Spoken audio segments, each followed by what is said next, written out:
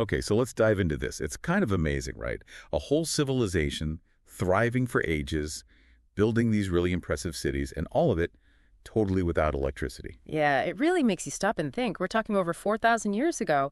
The Indus Valley civilization, known for being pretty advanced, but in a completely different way than we think of advanced now. Exactly. So our mission today is to figure out how they pulled it off. How did they not just, get by, but actually flourish using brain power instead of power grids? Well, the sheer scale of their organization is the first thing that hits you. I mean, without modern communication or tech, you've got these large, well-planned cities across a huge area. Absolutely. Our sources talk a lot about Mohenjo-Daro and Harappa. Picture this. Streets laid out in almost perfect grids. Now, that level of planning, it wasn't just about looking neat, was it? No, not at all. It suggests, a really sophisticated grasp of urban design, maybe even a strong central authority to make it happen. And the materials they used. The bricks. Right. Uniform, baked bricks. Think about the effort involved. Making them consistent, strong enough to resist earthquakes even. It points to serious know-how in geometry and, well, a lot of organized labor. It really does imply a stable society, focused on building things to last. Definitely. And then, get this, the drainage system, Yeah. apparently the world's first proper sanitation system. It's incredible. Every house, or at least most, had access to clean water from wells. And they had these covered underground channels to take wastewater away.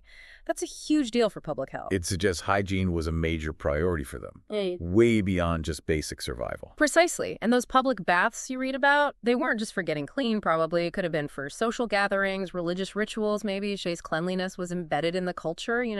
So, okay, cities are planned, sanitation's covered, but what about basic things like light at night? No light bulbs. Simple but effective.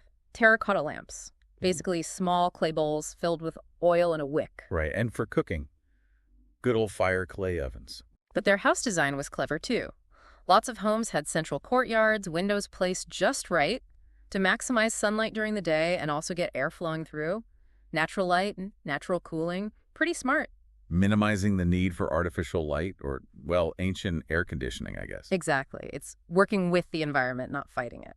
Okay, what about other, smart systems? What else stands out? Well, the granaries are a big one. Having large protected places to store surplus grain, that's fundamental for food security and stability. Allows for specialization, supports a larger population. Yeah, crucial. And then there's the trade aspect.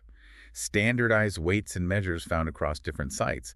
That implies a complex economy, an understanding of math, and, well, a system built on fairness, or at least predictability. Doing that without computers or anything. Just careful measurement and agreement. It's impressive. It really is. And we haven't even touched much on the seals yet. Those little carved stones with symbols. For an early form of writing, right? Or at Yeah. least communication. Yeah, the text suggests made for trade, marking ownership, perhaps even some kind of identification. It's a huge intellectual leap. So when you boil it down, it seems their success wasn't about technology in our sense. It was more about harmony with nature, using local, sustainable stuff. And sheer ingenuity, intelligence. Yeah. They figured out complex problems with the resources they had. Proves that advanced doesn't always mean plugged in. Not at all. They thrived by deeply understanding their world and building smart, sustainable ways to live in it. It really reframes what's essential, doesn't it? It absolutely does.